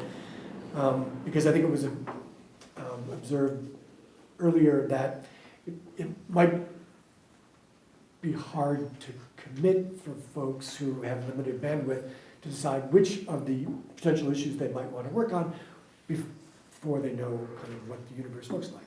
And that makes a lot of sense to me. So I'd like to think together with you a little bit about what that universe might look like without feeling like we need to necessarily come to any conclusions today, given the limited time. I actually had hoped that we might come to some conclusions, but. Before we jump into the other discussion, can you just speak quickly on the civil rights ordinance process? Because that one seems like it's not part of any of the focus areas, right? Because that's more about the, like, prevent and address discrimination component. Okay, good question, Ellie. The, independent of the council's authorizing resolution, there is an ordinance in the Davis Municipal Code, the Civil Rights Ordinance, that sets forth the city's policy, anti-discrimination policy. We had previously made some observations or suggestions to the city about how that might get updated because it's a little bit out of date. And in some instances, for instance, you may be interested, it kind of paraphrases disability rights law in a way that doesn't quite comport with disability rights law as it currently exists. So rather than trying to paraphrase it, the suggestion was, let's just say we follow state law and without trying to restate what that is. But that ordinance also allows for the, or establishes the authority for the HRC to receive and investigate discrimination complaints and make efforts to resolve them. So that is a charge, a task, or responsibility that the city has given to the HRC that we don't yet have a process for, but that's kind of the idea of that, is to create a committee that would begin looking at how we might operationalize that responsibility. Cool, thank you. Questions? Did I say that in a way that made sense? Okay. I also have a quick clarifying question. Sure. So I see that we have Dr. Martin Luther King Jr. 2025 celebration. I was under the impression that the city council has an expectation that we are also involved in the Cesar Chavez event. So would that need to also be a subcommittee that's listed here? Well, it will be one that we will want to create and have created every year. I think the reason that MLK is specifically pulled out now is that it's more time sensitive for us to, because the event takes place on MLK Day in January. So They might that's show up. What's that? Maybe I didn't understand your question, but that Cesar Chavez Day celebration does show up as well. on the work plan. On the work plan, but up here. But Oh, I'm oh, looking at the bullet Oh, points. I'm Yeah. sorry. Right. Further on. Yeah. But I guess I would say that goes in the kind of the category of, this is not necessarily Exhaustive. to determine everything. And I would never want to operate in a way that like cut off good ideas about what we should be doing. Say, no, sorry, we already decided, these are the things we're going to do. Because I think we should always be open to responding. Look, if there's an incident next week that we feel the city should respond to, and we particularly should be involved in responding to, I think we should say, you know what the things we plan to do, we should put aside and work on this. So I think we should always have that flexibility. But this is just to create a work plan that gives us a kind of an agenda going forward. Okay, so beyond my suggestion about trying to like potentially fill in the other placeholder category, I don't have any other thoughts about how we might proceed, but I'm open to suggestions about how to do that. And Carrie's got one. My only suggestion is we have to determine the MLK subcommittee tonight, because we are on a huge time crunch for that one. So that would be my only request if, and I don't know how you want to put that into your process for your conversation. Thank you. Okay, well, perhaps that's all we will get to. Can I ask a and clarifying question, Kevin? Please. As I'm reading this and I'm thinking about the question about, how we create the committees every time, does it matter whether we use the language to describe them as standing subcommittees versus like annually established subcommittees, or? Subcommittees are not supposed to be standing. They Okay. have to have a begin and an end, like a Okay. project, a begin and an end. We're a standing committee. Well, they're a commission, I guess. Yes, a Okay. standing commission, but the subcommittees, Have to be. but Kevin will give you a different, his thoughts on the word subcommittee versus the committee. Got it. Either way, they're supposed to have a specific task within a begin and an Okay, end. thank you for that. Okay, so we do, every committee we constitute and then deconstitute. Yeah. But the task can be like brainstorming a specific project, right? Like if you want to tackle like a big issue that is ongoing and will never be tackled Yeah. ever, you could go, okay, first I want a subcommittee to like research and brainstorm a Yes, list of exactly. tasks, and then that would dissolve, Yeah. and you could say, cool, now I'm making a subcommittee for this task. Absolutely. Okay. Thank you. So can I throw out a suggestion? Yes, please. Just regarding, since we do need to figure out, for, the Dr. Martin Luther King Jr. celebration, we need to figure out that committee subcommittee. I think if we are trying to end at 8, this feels like it needs further discussion, like it needs a dedicated time for us to discuss additional subcommittees, to really dig into that other, if we wanna do that. And I think it could be beneficial to put it on for the next agenda, to have a longer period of time and have it maybe earlier in the agenda so that we can get to it. If we do that, I don't know if it does need to be a special meeting or not, because I know that sometimes these sort of more brainstorming meetings are considered special meetings, I don't know. But I'm throwing that out there, I'm just not sure that we have time to delve into that, especially because we have something that has to be done tonight. And if we're gonna talk about other, we're not only talking about what is the thing that we want to cover, but who are the people on that subcommittee, that's gonna take way more than 10 minutes. Dima is very gently trying to make me face reality. I appreciate that. Because I had such big ambitions. And who knows when we'll next get a chance to create our own agendas. Oops. At least until November. So can I just, Go ahead. just to kind of get the ball rolling, so, yeah, let's get the ball rolling. So, I think, looking at this list, the two major events that we put on is Dr. Martin Luther King, and then shortly after that is Cesar Chavez Day. The people that led the Martin Luther King event are not here anymore. Connor, you're still here. But NJ, who really took the lead, is not here anymore.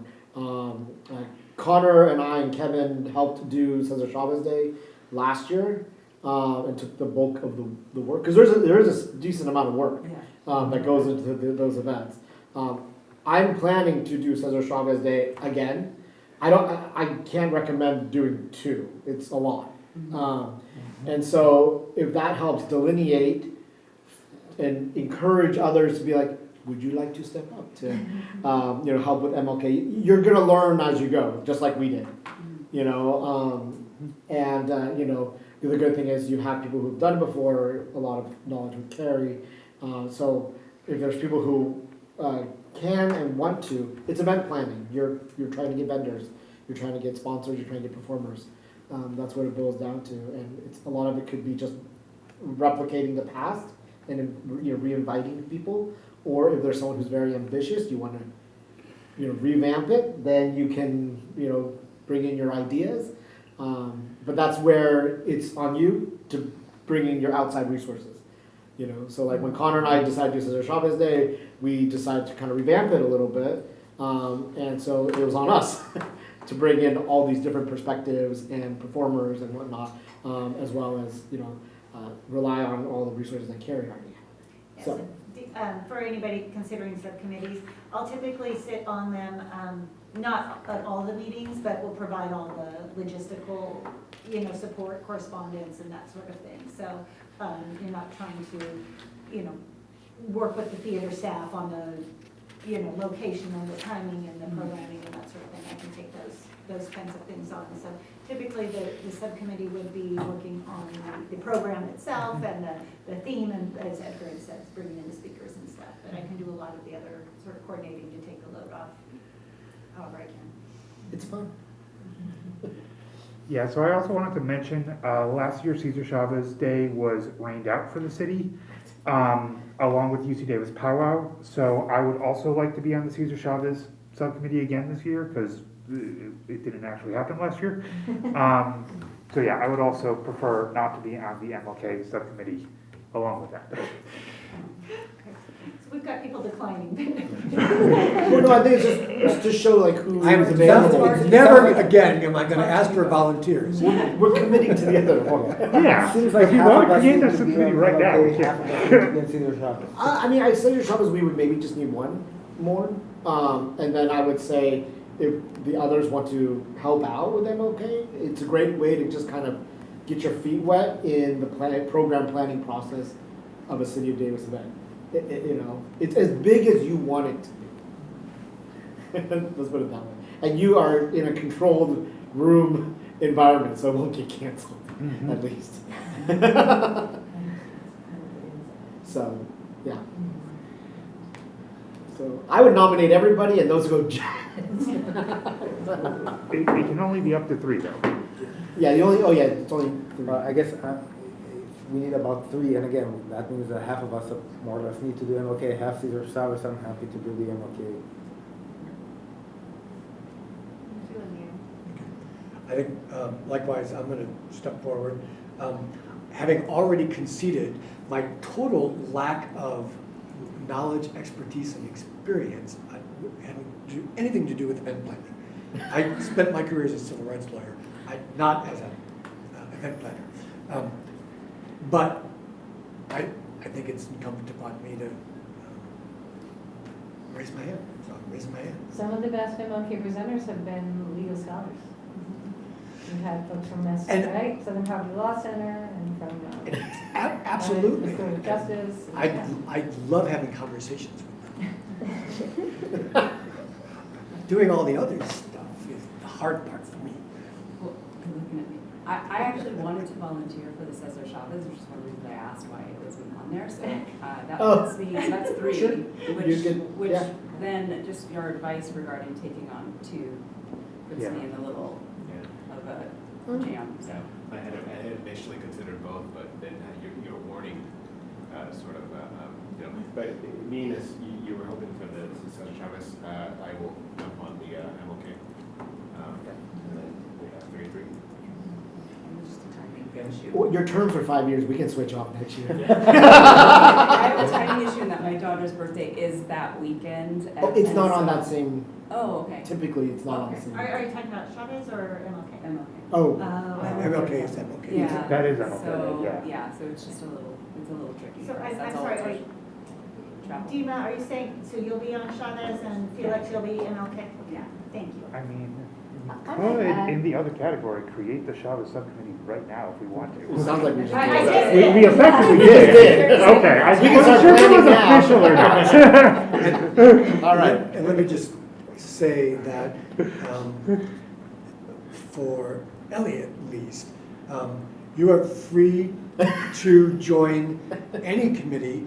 We are limited to 3 voting members, but alternate members could also join. No? No. Gary's giving me a, I don't think so. I'm giving you the look because I need to ask Zoe that question. 'cause I Oh, really? didn't answer. Ex I know officio the ex can officio definitely join members who average. don't, who never have the ability to vote can be on there. Because Ellie, in the absence of somebody Mhm. is able to vote, I'm not sure of the answer on that. But I would love to have Ellie join the committee, so I would love to find out the answer to that question. I'm gonna email myself right now. Under the many hands make lighter work theory, I would encourage the city to think about how this is not really a Brown Act Okay, violation. I'll get back Yes. to That's a you. discussion not for the you to have city with Zoe, yeah. Or the city I would attorney. also hazard to say, as a person who's on the Hey Free Together executive team under the Davis Unified helm or realm or hat or whatever it is, it might, the ML King celebration might be an appropriate place for Hey Free Together to have a contribution as well. So I don't know what that is, and I know there's some transition happening because we're rethinking, like we're really, the commission is trying to really expand how students work, but anyway, that might be a Hey Free Together nexus to, or at least contribution to add to the Absolutely. celebration. Yeah, it should, Yeah, Should it be. seems like could be a signature event. Oh. It's a great observation. And I- Thank you for that. I'd be happy to sit in on the MLK subcommittee to get you guys started if you want to, just to share some. Oh, Carrie, it will not happen without you. So thank you. we can bring in community members, right? Oh, absolutely. I mean, that, and in fact, a number of years ago when I first started, the MLK subcommittee and the Chavez subcommittee had community members as part of Oh. the committee, that they would, come in and bring in ideas. So if you've got contacts in areas that you want to invite to participate in the meetings, that's great. MJ, oh, excuse me. And Jenny is a community member now, right? That's absolutely, that's absolutely appropriate. And we've brought back Yeah. past commissioners before to Okay. MC the event, and that's what they're into, so. And on Kate's point quickly, I do want to mention, since I'm not going to be on the subcommittee, so I need to do this in like a full agendized meeting. So the mini plays on like bias and how to counteract it, I think could potentially be something to include in the MLK event. Like that is Vignettes something that were curated by Bahia Yaxen. They were filmed as a part of a training she's developing for how to interrupt microaggressions. Okay. And there were actors from David Shakespeare who performed vignettes. And then there was a pause at the moment where a decision could be made what to do. But she's also filming those as training videos. Okay, so there was film, so if we wanted to film, either between speakers or beforehand. Well, I could or talk to her about, I beforehand. don't know Okay. where they would be in the process, Awesome. but Okay. yeah, appreciate that, Connie. There was even discussion afterwards about like, how do we do this with an audience, and I think that could be, I really Yeah. like that Yeah. idea. There were many, Could be an interactive. there's a small audience, but all of us felt really good about Yes. how it went and how it could be incorporated at a bigger scale. Okay, that's great. I know Rachel was working really closely with all the artist Yes. groups, so Rachel will be a really good contact then. Yeah. I guess one more logistical thing that we should probably mention here for new commissioners is we do technically have a budget for these events. It is not very large, but it does exist for like possibly honorariums and also like just snacks and things. I don't remember the specific number, but it exists. It's relatively small. And you doesn't bring the snacks? Hey, Rob, last Why are there no snacks today? There's no Gloria. That means there should have been No, snacks. I don't know. I brought dinner for myself. He brought himself. Connor, and I am also drawing a blank on the exact budget amount, but I will, I can easily look that up. It's just escaping me at the moment.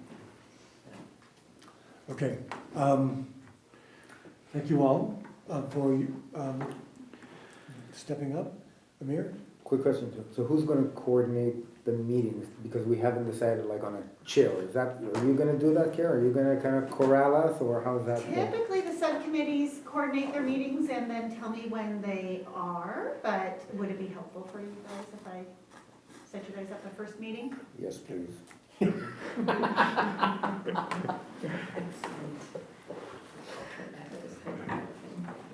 When I when I do this, it's just me sending myself notes, so I'll remember first thing tomorrow. Okay. Public Can comment? I ask- I was just gonna ask, are we gonna talk about whether we're gonna agendize this for next? Yes, it's my intention, To do so. without objection, to agendize this. Okay, great. Assuming that I'm able to. Before we close on this item and adjourn, I want to take public comment. Is there any public comment then on the issue of the commission's work plan and creation of committees? I just have a comment about Martin Luther King's Day. Last year, Josh Chapman, the mayor, spoke. He said Martin Luther, he basically, his speech was, above all, Martin Luther King's message is about peace. I think we need to confront that we have deep conflicts. And Martin Luther King and Chavez is how to have a productive conflict that did not erupt in violence and did go over the edge. And I would hope that maybe that's one of the struggles we have in our community. How do we have productive dialogue? Doesn't create fear. So maybe that would be a theme that could be worked into the Martin Luther King's Day ceremony. That might be helpful to kind of meta talk about the deeper struggles we have in the community. Thank you. Thanks for the suggestion. Okay, having now reached the hour of 8 o'clock, I think we're going to bring this meeting to a close, unless there are further comments on this last item that we will be revisiting next month. Motion to adjourn? Second? And is there any objection? Okay, we are adjourned. Thank you all. Thank you for being Thank you, here. Yeah, good job. On time. Not transparent. So definitely, if we can get the logistical item on the next agenda as well. The